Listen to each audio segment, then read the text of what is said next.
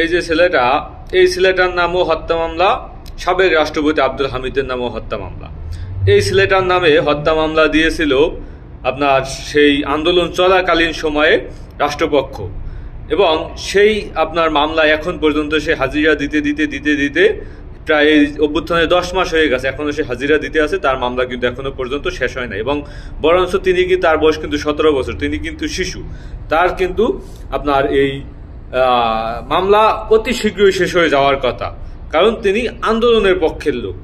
অন্যদিকে এই আন্দোলনে গণহত্যা চালানোর জন্য মামলা দেওয়া হয়েছে সাবেক রাষ্ট্রপতি আব্দুল হামিদকে।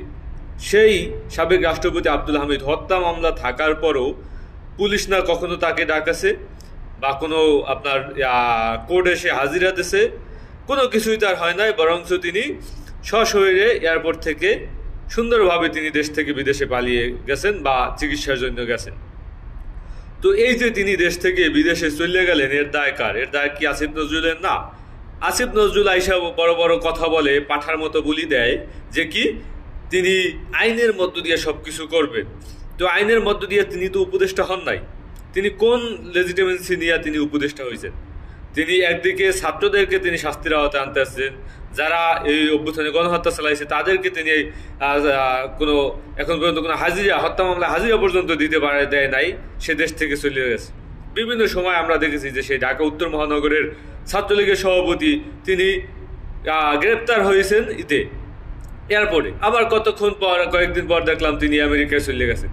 এই যে নাটক বা হাসি তামাশা তিনি ছাত্র জনতার অভ্যুত্থানের শক্তির সাথে যে নাটক করতেছেন এই আসিফ নজরুল, এটা কিন্তু আপনার ইলিয়াস হোসেন সাংবাদিক তিনি অনেক আগে থেকে বলে আসলেন। তো এখন সেই ইলিয়াস হোসেনের কথাই সত্যি হইল, তিনি আপনার যে আসিফ নজরুলের যে নাটক এটা কিন্তু এখন প্রকাশ পেয়ে গেছে। এখনো যদি আসিফ নজরুলকে আপনারা পদত্যাগ করাইতে না পারেন, এই কালপিট কিন্তু ভবিষ্যতে হয়তো তিনি অতি দ্রুতই হয়তো আপনার দেশ থেকে পালাই যাইবেন, এবং নির্বাচন হওয়ার আগে বা পরে কিন্তু তার কোনো কিছুই হবে না, কিন্তু ফেসে যাবেন এই আপনারা যারা এই আন্দোলনে অংশগ্রহণ করছেন।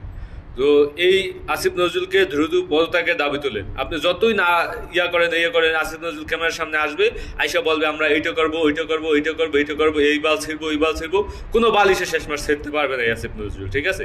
এবং ছেড়বে না, কারণ তিনি ভারতের রয়ের দ্বারা পরিচালিত, এবং এই ভারতের চর এই বাংলাদেশের এখন আইনমন্ত্রী। একে লাথি মারিরা ওই চেয়ার থেকে বের করে দেন যদি আপনার ছাত্র জনতার পক্ষের লোক যদি বাঁচতে চান। এবং সে বিভিন্ন নাটক শুরু করছে এখন তিনি বলতেছেন এইটা করা যাবে না, ওইটা করা যাবে না। আরে তুমি কোন হেডাবাল, তুমি উপদেষ্টা হয়েছো কি লিখে? তুমি আগে এই হিসাব দাও।